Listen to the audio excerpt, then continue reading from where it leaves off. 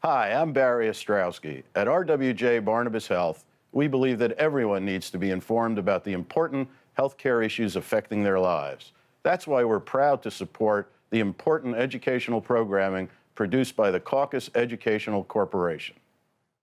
Funding for this edition of Caucus New Jersey has been provided by the New Jersey Education Association, Suez, ready for the resource revolution. QualCare Inc., a managed care company administrating health plans that care about your health care. The Healthcare Foundation of New Jersey, founded by the Jewish community. RWJ Barnabas Health. The New Jersey Reentry Corporation, and by the New Jersey Office of the Insurance Fraud Prosecutor. Insurance fraud costs New Jersey families $1,300 a year. Promotional support provided by hipnewjersey.com. Live hard, work hard, play hard. You're from New Jersey, and so are we. And by NJ Biz, all business, all New Jersey.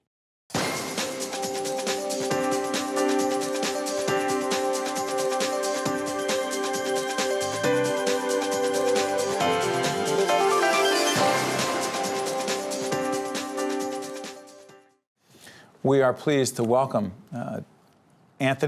Tony Russo, who is the president of the Commerce and Industry Association of New Jersey. Good to see you, buddy. Thank you for having me, Steve. Anything going on in the State House in New Jersey, in the state capitol, in the summer of 2017? We're taping this mid-summer 2017. Biggest issues? Yeah, for us, I mean, the whole budget scenario played out unexpectedly with the Horizon Blue Cross legislation. When we were opposed to what the government was trying to do, we considered that overreach. So it was unfortunate that the government had to close a couple of days, but we're happy that that was all resolved. I understand that the Senate's actually going to be in tomorrow to work on a couple of bills, but we're just in a monitor mode at this point. By the way, let's let folks know what the Commerce and Industry Association is, an organization that we actually have a cross-promotional relationship with, and some of our video also runs on your site. By the way, check out the site, some great important stuff for the business community and others there. Describe the organization. Yeah, I'm happy to report that we're celebrating our 90th anniversary this year. Well done. And I've been there 4 years, but we have a long-standing history in Bergen County. We actually started out as the Bergen County Chamber of Commerce and kind of morphed into the statewide association that we are now, with offices in Paramus and Trenton. We represent about 900 employers, and I'm specific when I say employers because those employers, whether it's a bank, a lawyer, law firm, I should say, a hospital, they provide those jobs that provide that quality of life for people. So some of the issues, Tony, that really matter to the business community, that impact others, let's go through some of them. There are many in the state who argue that a $15 an hour minimum wage, right now, folks help me on this, get the number, is it It's 838. 838. Yeah. Moving the minimum wage to $15 an hour makes a lot of sense. The governor of New York advocates it. There are some who are running for governor of New Jersey advocate it, some who don't. What do you think of the $15 an hour minimum wage? We're opposed. Because? And the reason why we're opposed, it's more fundamental. We don't think government should mandate benefits and pay, in the sense that if you think about that businessman, businesswoman that's taken that risk to start a business, sleeping or not sleeping, trying to make payroll, you know, it's incredible that government's trying to dictate to those folks, this is what you should pay your employees. That's a decision that they should make. Even at the lowest level? Even at the lowest level, and I'll tell you why. Because some of our members, if they're mandated to go up to $15 an hour, those that can pay the extra $15 will, but those that can't will just have to lay off some other people. So it's actually going to hurt some people as opposed to help some people. So, but it's more fundamental. We just don't think government should mandate what the pay should be. That should be market driven. And one of the things that we keep hearing all the time as a business association is, well, you need to take care of your employees. And the answer is, yeah, we do take care of our employees. They're our #1 resource. So if they're not being paid what the market is offering, they're going to leave. Devil's advocate. But government mandates safety requirements for businesses, some of whom, too many of whom, frankly, don't protect their employees enough. And so the government mandates certain safety procedures for business. Why would this be different? And I should have clarified that government shouldn't mandate paid benefits. They should be in the field of safety requirements, discrimination, environmental standards. Nobody because there's some who discriminate as well, and if the government wouldn't stop them or didn't stop them from discriminating, They would discriminate. Yeah, and we're obviously okay with discrimination laws. It's where you draw the line on the economics. Absolutely, we draw the line when they're dictating to that businessman, businesswoman, how they should compensate their employees. I'm curious about this. Paid sick leave. What is it? The legislation that's floating out there requires like 5 paid sick days a year. The overwhelming majority of our members already offer what they call paid time off. Again, it's going back to that government mandate that we're opposed to, and that's the issue that we have is don't mandate, don't direct these businessmen, businesswomen on how to compensate employees, because that's the overreach that we keep talking about. A while back, I was able to moderate a forum that the Commerce and Industry Association has every year. I've been doing it for the last several years, and I've learned so much doing it. It's a forum with legislative leaders and others that you hold. It's a dinner. And Democrats, Republicans get together and have some pretty honest conversations about some challenging issues affecting the business community. When it comes to tax policy, one of the issues that was talked about is the idea of a quote-unquote millionaire's tax coming back in New Jersey to fund public schools, to help fund the pension crisis with public employees. Against it. You're against it? Absolutely. Any kind of tax like that, somebody has to take a step back and say, what are those millionaires going to do if they're going to be taxed? What are they going to do? They're going to move. And You're convinced of that, Tony? Absolutely. Absolutely. If they have that kind of ability to move to Florida and move out of state, they will to avoid that tax. So I think it's just short-sighted to think that if we impose a millionaire's tax, that money is going to be collected. I mean, we've heard from the state treasurer. We've also heard that some of our highest paid taxpayers actually moved out of state years ago, and we lost a lot of revenue because of that. So I think Trenton lawmakers need to appreciate that if they impose a tax like that, those folks that pay that tax will, if they can, they will move. We're taping this again in the summer of 2017. It'll air after this. What's at stake in the governor's race in New Jersey for the business community? Everything. I mean, one of the everything? things... Everything in the sense that businesses don't like uncertainty. So now we're going to have a new Senate, potentially a new Assembly, and a new governor. Whether it's Kim Guadagno or Phil Murphy, there's always that uncertainty. What's going to change? Now, I know this governor is suffering a lot of bad press lately, but one of the things that's not disputable is the last 8 years, he never raised taxes in his budget. That's good for business. He increased the number of private sector jobs. That's important. And he's lowered the unemployment rate. So there's been consistency there. There's been a lot of regulations that have been reduced or eliminated. What happens now, and Kim Guadagno has been great for the 8 years that she's been in office as lieutenant governor. She's been a business champion of business. So she's predictable. The unpredictable one is really Phil Murphy. Nobody really knows, what he can or can't do because he hasn't been in the state. Well, respectfully, Tony, when we interviewed him on our sister program, State of Affairs, I asked him about the prospect of raising taxes on the wealthiest New Jerseyans, and he said, yeah, it has to be on the table. So it's not that unpredictable that he would want to do that. That he would want to do that. Whether or not he's going to do it, we hope that he would look at the data and say he can go ahead and pass that law. No, he can't pass it. Well, yeah, he can propose it. He can propose it. Do you think the legislature's inclined to go along with him? I'm sure that they will. I'm sure that they will. Really? Yeah, I think so. I mean, we have a Democratic-controlled legislature, right, in the Senate and Assembly. It looks like it's going to stay democratically controlled. So chances are that type of an issue, it will probably pass. Even though you're arguing, and some others argue this as well, that the wealthiest New Jerseyans that would leave and we need that revenue, yeah, you're saying it would still happen? The thing is, they could pass it, enact it, and then let's see what happens. They call it the April surprise all the time with the tax revenues. How much is going to come in, right? They could project revenues, and then what happens is the state treasurer in April and May goes before the Senate budget and Assembly budget committees, and he has to adjust his revenue projections. And a lot of times it's lower. Right, because people move, they do other things. So we just think that's really not the sustainable solution. Tony, before I let you out here, tell folks the publication comes out how often? Commerce Magazine comes out every month, and it goes out to about 40,000 people. How about the website? Website, we're just going to launch a new website next week. And it is? www.cinj.org. Just put it up there right now. Thank Tony, you, Steve. looking forward to a fascinating year in New Jersey politics. A new governor will be happening, and your organization will be engaged in the conversation. We look forward to more Thank you conversation. for inviting me. Thanks, Thank Tom. you, Steve. To watch more Caucus New Jersey, find us online and follow us on social media.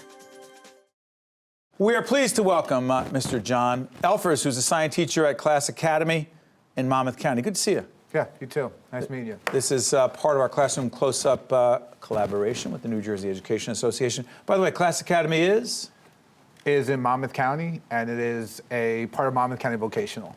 And we are a school for at-risk youth and mostly juniors and seniors who are behind on credits. That's the idea. I'll tell you what, beyond your description, John, we are going to take a look at this terrific clip from Classroom Close-Up that tells the story of the Class Academy.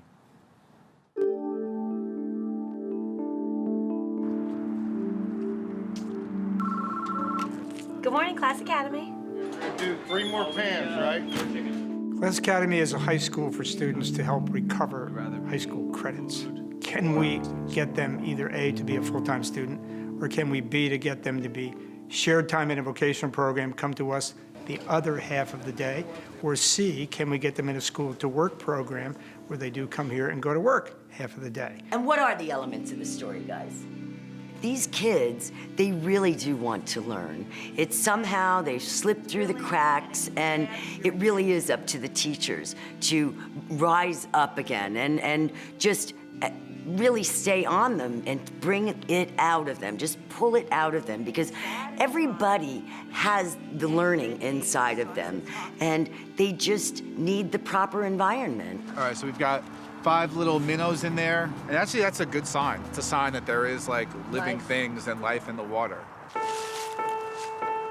I think my approach here is definitely a lot different. It's definitely a different type of teaching.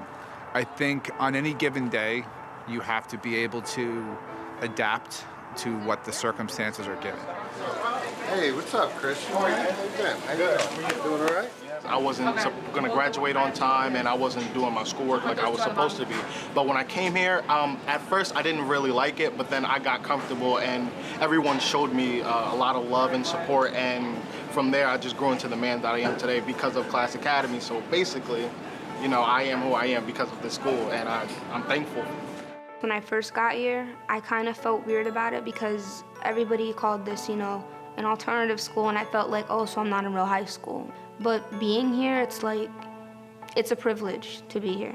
What might one say about the Amityville Horror? I always wanted to be a part of something that made a difference. And this is what I feel here. Here, it's hope. You know, they've got hope. They see other kids like themselves. And the belonging. Everybody needs to feel like, you know, I'm needed. And if they can get the feeling of belonging and the feeling of value here, then they might have a chance in life. You know, you teach from the heart, and you bring in the academics with that. Once you get the kids to feel as though they're wanted, they're cherished, you care about them, they're going to want to learn.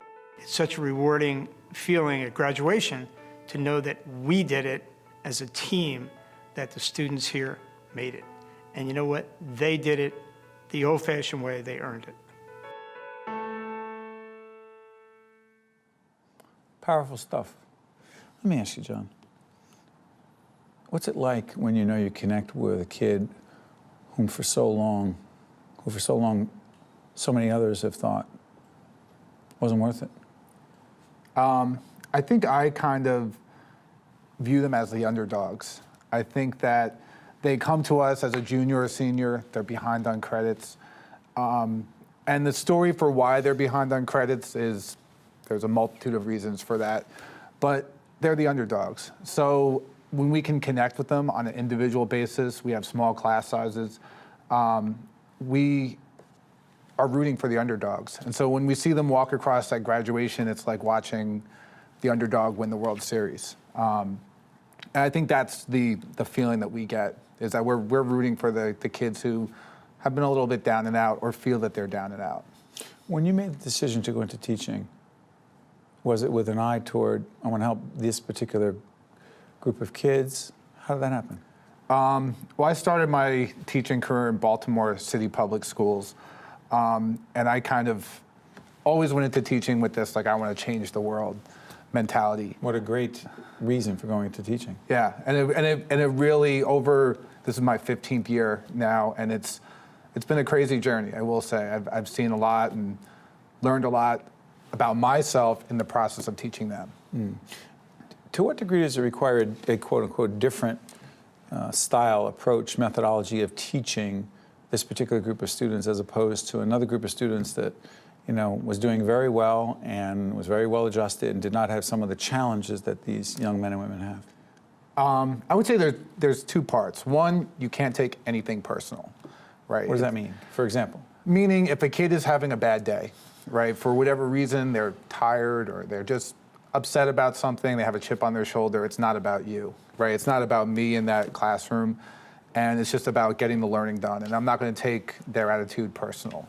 And I think too, it's being able to adapt to where they are on that particular day. I mean, we have some situations where kids are working all night, you know, and they're helping their parents pay the rent.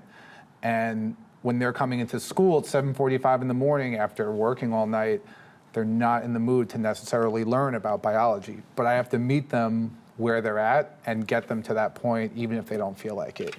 And I have to do it in a way that is meeting them halfway to where they're at. Kid walks across that stage after everything you just described, whether a young man or woman is facing that or a whole range of other very challenging issues. Kid walks across that stage on graduation day.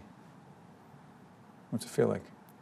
Feels amazing. You know, Is it personal for you? It is personal. What do you mean? I think that for me, I build the relationship with the kids. A personal relationship? Personal in terms of, like, I know the kid works at Starbucks. I know that he works at ShopRite, or I know he's really into sports, or I know he's going to be a plumber. You know these children, these young men and women as individuals.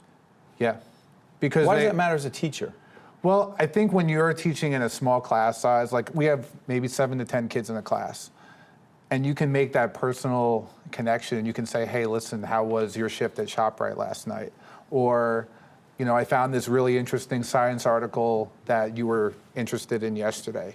I think it builds a little credibility to it, and I think it builds it kind of takes the heat down a little bit, and it's not so much the teacher and the student, but it can be a collegial relationship. In that video from Classroom Close-Up, we saw Christian and Floor, the young woman named Floor and the young man named Christian.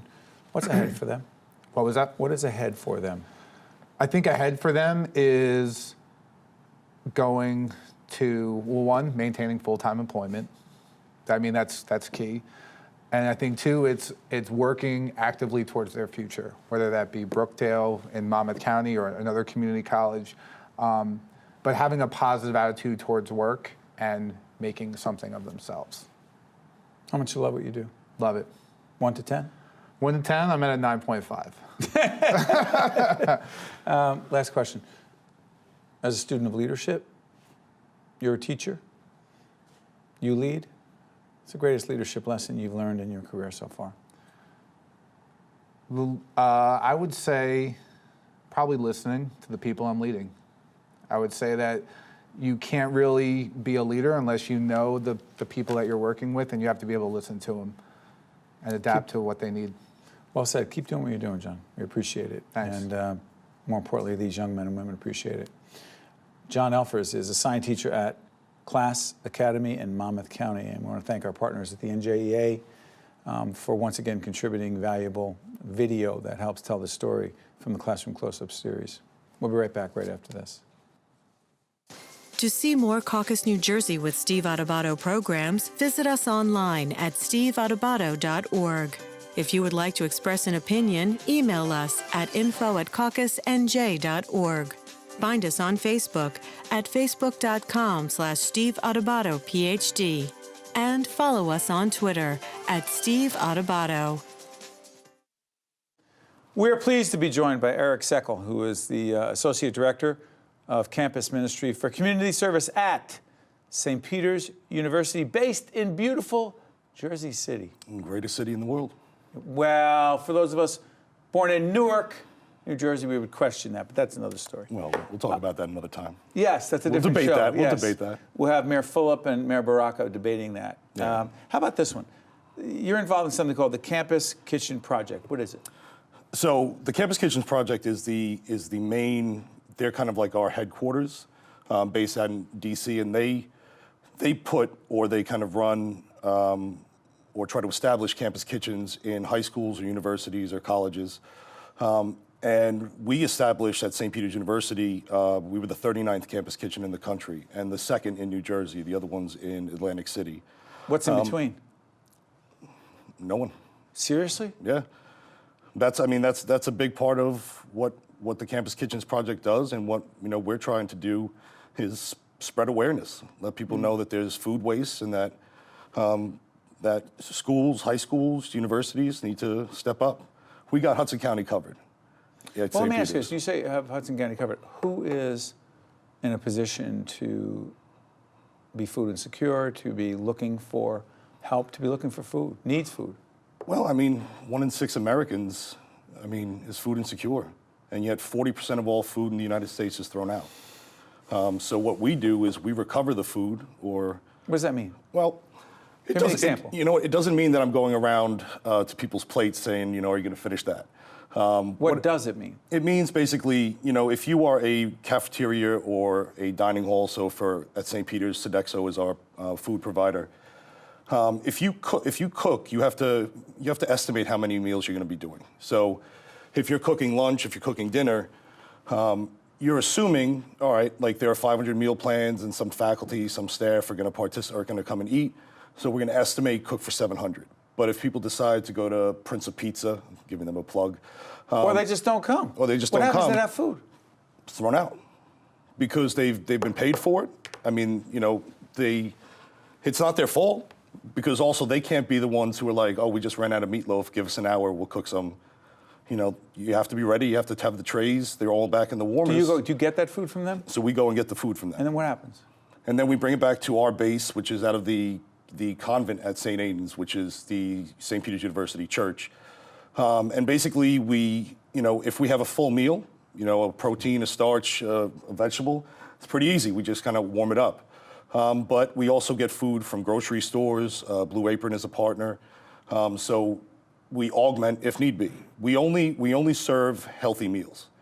And complete meals, again. Vegetables, starch, protein. Eric, who's the team? Other than you, who's on that team? I have an amazing grad assistant. She's amazing because she's a sous chef in a previous life. What? I'm not making it up. So she hooked up with you guys and said, So I have this background, this extraordinary background as a professional chef, but I want to be a part of what you're doing? Yep. She was in grad school at St. Peter's, and she works in Sodexo at St. Peter's in the dining hall. Right. So when she applied, there were many others who I would have also loved to have, but as sous chefs, you can't just pass up. I also heard you have lots of volunteers. Yeah. Excuse me. What kind of volunteers? Well, we rely mostly on student volunteers, but as we've expanded, we've gotten corporate groups. We've had the Jersey City Youth Court has come by and participated, parish groups. We have some high school students from St. Peter's Prep and St. Dominic's who are volunteering. And it's myself and my grad assistant who kind of run it, but we rely completely on volunteers. And again, that's what we are. That's who we are at St. Peter's. Connect it back. Gene Knucke, your president, and I have this conversation a lot. What does this effort have to do with the Jesuit tradition, if you will? Well, Pope Francis has a really good quote that I will absolutely botch right now. Basically, he said that there's enough food in the world, he said, for everyone to eat, but there seems to be a reluctance to give it to them. Actually, you got that quote right. Did I? Yeah. Well, I wrote it on my hand, that's why I was reading. Well, the Jesuits would not approve of that, or the Christian brothers who trained me would not approve of that.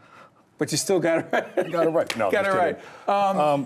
But that's who we are.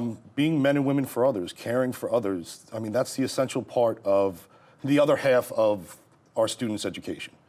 They're in the classroom, they're learning, but what makes us unique is the fact that we put an emphasis on service, on care for others. And the main goal is we want our students to see the issues that people are faced with, to see injustice, and then to fight against it with every breath that they can muster, so to speak. You also have a food pantry. You have a clothing closet. All part of this tradition? Absolutely. And so we were the 39th campus kitchen. There's now about 64, 65 campus kitchens in the country. Is it a movement or is it not enough? It's a movement, but it's not enough. Both. Yeah. But what we decided was, in Jersey City, At St. Peter's, not only is there food waste, but we throw out clothes, we throw out household items that work just fine. So what we do is we started a food pantry and a clothes closet. And we are not just, the food pantry and the clothes closet don't just serve, like, we'll help students out if they're struggling, but we serve the community. It's open to the community. And our relaunch date is September 16th, so I'm excited, I'm pumped. If people want to help, by the way, put up the site. Oh, we're at the end of the show, sorry. Tell people the site. They can, I mean, if you go to stpeters.edu, They'll find it. They'll find, you go under community service, you'll find my contact information, email me. It's not just about, we're always looking for food donors, but also if people need help. Keep doing what you're doing, Eric. Appreciate it. Everyone does. Thank you so much. Thank you. The preceding program has been a production of the Caucus Educational Corporation, celebrating over 25 years of broadcast excellence. Funding for this edition of Caucus New Jersey has been provided by the New Jersey Education Association, Suez, Qual Care Inc., the Healthcare Foundation of New Jersey, RWJ Barnabas Health, the New Jersey Reentry Corporation, and by the New Jersey Office of the Insurance Fraud Prosecutor. Transportation provided by Airbrook Limousine, serving the metropolitan New York, New Jersey area. Caucus New Jersey has been produced in partnership with TriStar Studios. The New Jersey Reentry Corporation is dedicated to helping those returning from prison to have a second chance. Providing addiction treatment, housing, legal services, and health care goes a long way to helping people achieve healthy sobriety and to secure a job. For a person to remain independent, self-sufficient, and healthy, a job is a necessity. We're in the business of transforming lives because we believe that everyone deserves a second chance.